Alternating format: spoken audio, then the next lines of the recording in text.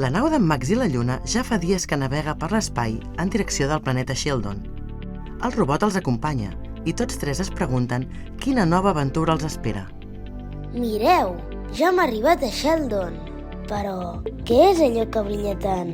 Ah, és un escut d'energia que protegeix el planeta i impedeix accedir-hi. Haurem de desactivar-lo per poder-hi entrar.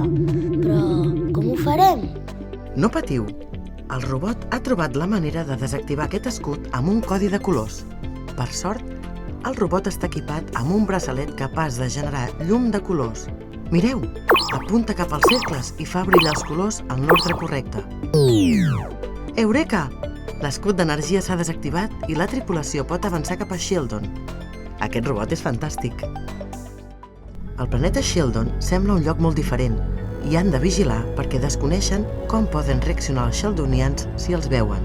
Mireu, ja es veu al laboratori on la doctora Gina Snippet està segrestada.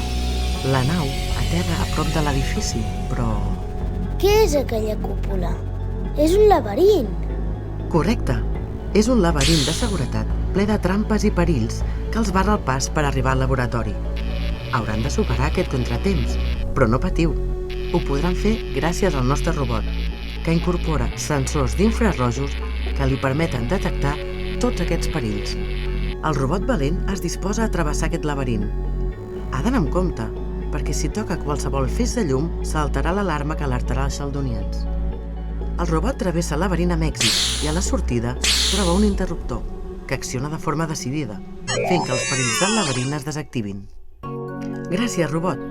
Ara la Lluna i en Max poden travessar el laberint sense perill.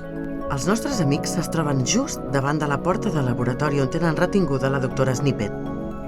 La porta, però, està tancada. Com podran obrir-la? Ara que ja coneixeu l'aventura, haureu de superar el repte i investigar com podeu fer que els vostres robots superin el laberint. Esteu preparats per aquest nou desafiament?